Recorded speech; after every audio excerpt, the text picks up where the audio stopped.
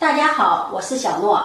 今天用1碗面粉、1碗水教大家做一个千层肉饼，皮薄馅多，层次丰富，好吃解馋。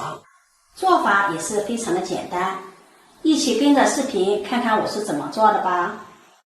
首先准备500克的面粉，加入2克食盐，增加面粉的筋性。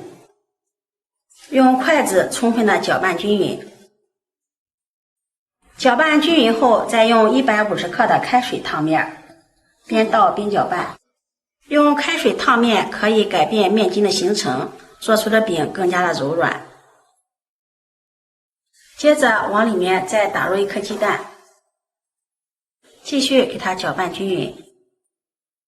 搅拌均匀后，再分少量多次的加入100克的清水，